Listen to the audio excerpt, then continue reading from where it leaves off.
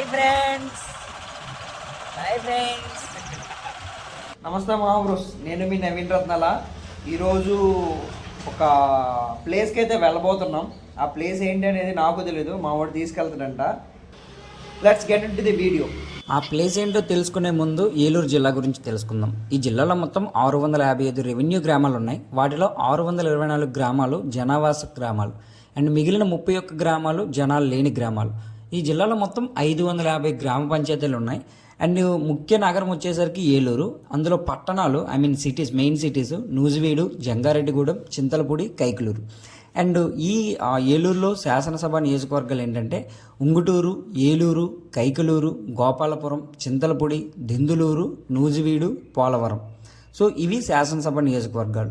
And అలాగే ఈ ఏలూరు గుండా NH16 national highway 16, national highway 216A, national highway 44 ఈ జిల్లా గుండా పోతాయి అన్నమాట. అండ్ అలాగే ఏలూరులో స్టడీ పరంగా చూసుకుంటే Rajiv Gandhi university of knowledge technologies institute and అలాగే international institute of information technology ఇది నూజివీడులో ఉంది.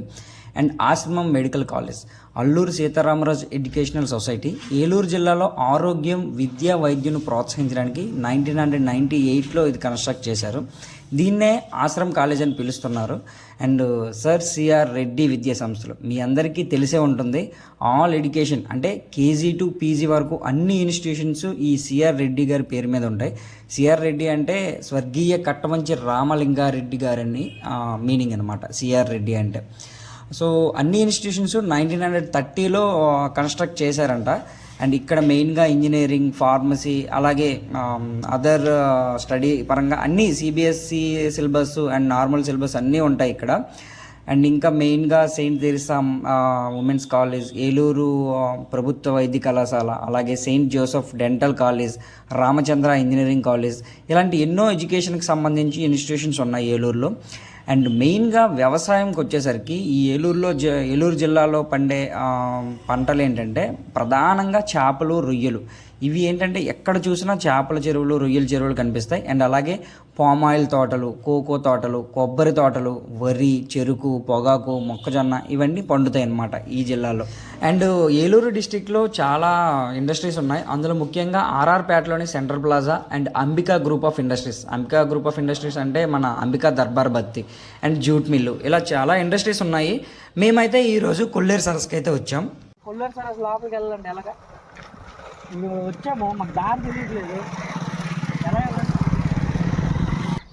ఈ డేట్ నా దగ్గరికి వచ్చేస్తుందా? అది కాదు బ్రో, ఇప్పుడు మనం కొల్లేరు సరస్సుకి వెళ్ళాలంటే ఎలా వెళ్ళాలి? దారి తెలియట్లేదు నాకు.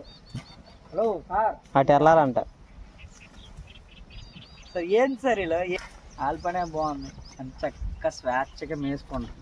మనం ఈ జాబులని, ఏంది ఈ గోలని, మేనేజర్లని, ఆడి పనే బాగుంది అని చక్కగా మేసుకుంటున్నాయి, పాలు ఇస్తున్నాయి, మళ్ళీ మేసుకుంటాయి, మళ్ళీ పాలు ఇస్తున్నాయి. పెద్ద మనిషి, ఇది కొల్లేరు సరస్సుకి వచ్చాము. ఎలాగా? హలో హలో ఆగండి. కొల్లేరు సరస్సు ఆంధ్రప్రదేశ్ రాష్ట్రంలోని పశ్చిమ గోదావరి జిల్లా ఏలూరు జిల్లాలో ఉన్న సహజ సిద్ధమైన మంచినీటి సరస్సు ఈ కొల్లేరు సరస్సు. లక్షలకు పైగా ఎకరాల్లో వ్యాపించి ఉన్నది ఈ సరస్సు. ప్రకృతి అందాలకు, అందమైన వలస పక్షులకు ఆనవాలు. ఈ కొల్లేరు సరస్సుకు వచ్చే పక్షుల్లో ముఖ్యమైనవి పరజ, పురజాము, నులుగుపిట్ట, అలాగే సైబీరియా నుండి సైతం కూడా ఇక్కడికి పక్షులు వలస వస్తూ ఉంటాయి. బ్యాడ్ లక్ ఏంటంటే ఆ రోజు మేము వెళ్ళేటప్పటికి ఓపెన్ చేయలేదు. అండ్ మాకు మాత్రం డిఫరెంట్ టైప్ ఆఫ్ బర్డ్స్ మాత్రం కనిపించాయి. చూడండి, మీకు స్క్రీన్ పైన కనిపిస్తున్నాయి కదా, అవే మాకు డిఫరెంట్గా కనిపించాయి.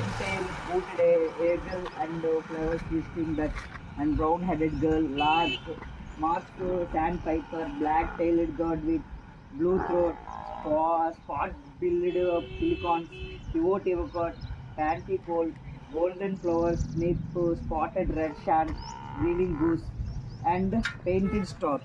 చాలా అంటే చాలా పక్షులు. మనకు తెలిసింది ఏంటి, పావురాలు, చిలకలు, ఇవే మనకు తెలుసు. కానీ ఈ కొల్లేరు సరస్సు మధ్యలో ఎన్నో లంకలు ఉన్నాయి. ఎన్నో రకాల చేపలకు ఈ కొల్లేరు నిలయం. అలాగే గోదావరి, కృష్ణా నదుల డెల్టా ప్రాంతంలో సహజ సిద్ధమైన లోతట్టు ప్రాంతంలో ఈ సరస్సు ఏర్పడింది. అండ్ ఈ సరస్సుకు బుడమేరు, తమ్మిలేరు, రామిలేరు, గుండేరు నుండే కాక డెల్టా ప్రాంతం నుండి వచ్చే అనేక కాలువల నీటిని చేరుస్తున్నాయి. కొల్లేరు నుండి నీరు ఉప్పుటేరు అనే 62 కిలోమీటర్ల పొడవున్న ఒకే వాగు ద్వారా బయటికి వెళుతుంది. ఈ కొల్లేరు సరస్సుకు ఆగ్నేయాన ఉన్న ఈ వాగు ద్వారా నీరు బంగాళాఖాతంలో చేరుతుంది. కొల్లేరు సరస్సు సుమారు 250 నుంచి 340 చదరపు కిలోమీటర్ల మేర విస్తరించి ఉందని, అలాగే దీని లోతు వచ్చేసరికి 0.5 నుంచి 2 మీటర్ల దాకా ఉందని గూగుల్ చెప్తుంది. అండ్ ఇక్కడ కొల్లేరు పక్షుల సంరక్షణ కేంద్రం ఉంది, అదే మీరు చూసారు కదా బర్డ్ సెంచురియన్. అండ్ ఇక్కడ ఏంటంటే పెద్దింటమ్మ దేవాలయం కూడా ఉంది.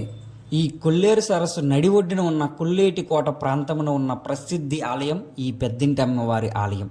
శతాబ్దాల చరిత్ర కలిగిన ఈ అమ్మవారి ఆలయంలో 9 అడుగుల పైబడి విశాల నేత్రాలతో పద్మాసన భంగిమతో అద్భుతంగా దర్శనమిచ్చే అమ్మవారిని దర్శించుకునేందుకు చాలా ప్రదేశాల నుంచి, చాలా రాష్ట్రాల నుంచి, అంటే ఒడిస్సా, అస్సాం, తమిళనాడు నుండి సైతం భక్తులు వస్తుంటారు. ఈ ఏటా పాల్గొన శుద్ధ పాడ్యమి నుండి పౌర్ణమి వరకు జరిగే ఉత్సవాలలో పాల్గొన శుద్ధ ద్వాదశి రోజున పెద్దింటమ్మ సమేత జలదుర్గకు కొల్లేటి కోట సమీపాన కల గోకర్ణేశ్వర స్వామి వారికి కళ్యాణం జరిపిస్తారని చరిత్ర చెప్తుంది. అండ్ అలాగే ఈ ఏలూరు జిల్లాలో పర్యాటక ప్రాంతాలు టూరిస్ట్ ప్లేస్లు వచ్చేసరికి బౌద్ధ క్షేత్రం గుంటపల్లిలో ఉంటుంది. అండ్ అలాగే కొల్లేరు సరస్సు ఇప్పుడు మాట్లాడుకున్నాం కదా, జిల్లాలో 700 కిలోమీటర్స్ వైశాల్యం గల సరస్సు ఇది. విదేశాల నుండి అనేక రకాల పక్షులు అక్టోబర్, మే మంత్స్లో ఇక్కడికి చేరుకుంటాయి. ఎందుకంటే వాటి యొక్క సంతానోత్పత్తి పెంచుకోవడానికి ఈ చిత్తడి నేలలో అవి బాగా పెరుగుతాయని ఎంతో దూరం నుండి వచ్చి ఇక్కడ సంతానోత్పత్తి చేసుకుంటాయి. అండ్ అలాగే ద్వారకా, తిరుమల, ఏలూరు సమీపాన చిన్న తిరుపతిగా మనకి బాగా ప్రసిద్ధి చెందింది. అండ్ అలాగే ఇక్కడ పెళ్ళిళ్ళు కూడా జరుగుతాయి. సో ఇక్కడ ఆర్సిఎం చర్చెస్, ఇంకా చాలా క్రిస్టియనరీ చర్చెస్ చాలా ఎక్కువగా ఉన్నాయి.